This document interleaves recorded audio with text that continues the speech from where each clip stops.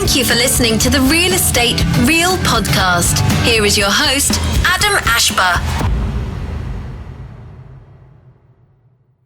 All right, Fadi, let's talk about, you mentioned the acronym SMART, and SMART is basically the component of how to execute a goal. Is that right?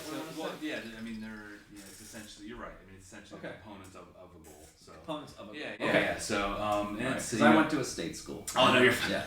Private school but doctor. you're absolutely State school, real estate broker. All I did was rephrase what you said. Okay. Yeah, I just dumbed it down for everybody at home. No. So, well, yeah, let's talk about that.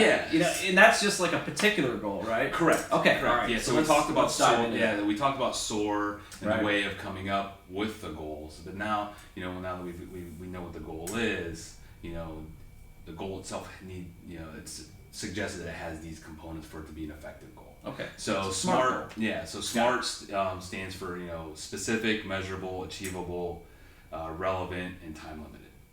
Okay. So when we talk about the S part, specific, the S part of SMART, the specific, when someone states a goal or says this is what I want to do, someone could just say I want to eat healthier. Okay. Well, what does that mean? Yeah, exactly. Okay. So we want it to be specific. Is candy bars healthy? Right. So, we want it to be specific. We want the client to really voice this is what my goal is. So, as opposed to I want to eat healthier, it could be I'm gonna have 2 servings of veggies with my evening meals 4 times this week. So so specific. You want to be specific, and you want them to really put it on. S. That's the S part. So, and then we go into the M part, which is measurable, and you need to be able to track. You need to be able to track what you're doing. To really 4 days. Yeah. A week.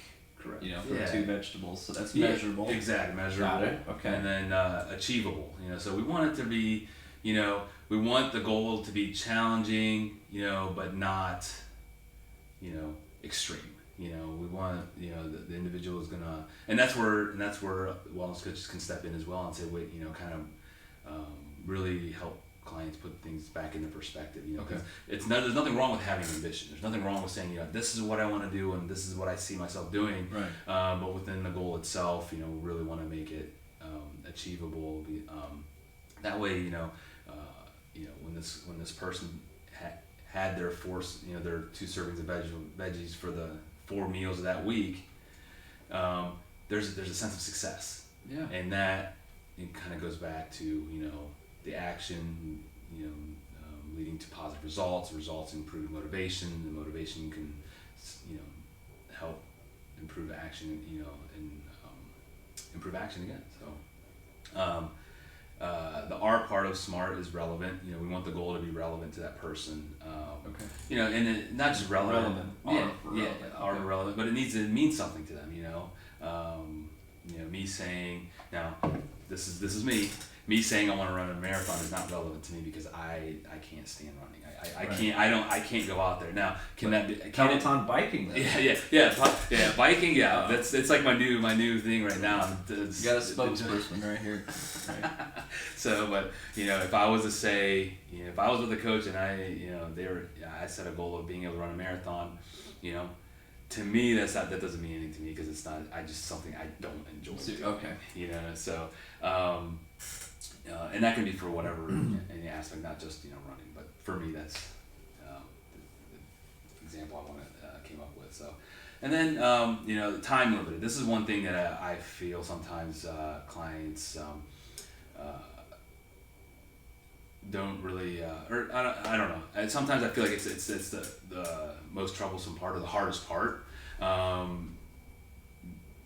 The way I coach it is that with the time limiting part is we want people have these visions of or they set these goals that within the next year this is what I want to do. I coach my clients to set these mini goals in between because it gives us an opportunity to monitor the progress. It gives us opportunity to see what's working, what's not, and it gives opportunity for success, the achievable part. So if someone says in 3 months, I want to lose, this amount of weight, they've got that 3-month period where they're working on it, as opposed to someone saying, okay, within this month, I want to lose 5 pounds, and they're able to do it within that month. They've hit that goal, and then all of a sudden there's that success. We monitor what it worked, what didn't work for them, and then we can evolve and adjust to longer term stuff. So keeping it time limited to where we can really evaluate the progress of the goal, and the success of it. Thank you so much for listening to this episode of Real Estate Real. Check us out on all the major podcast platforms: Stitcher, Spotify, Apple Podcast. Like us on our fan page on Facebook at Real Estate Real, and let everyone know that this is the best podcast in America.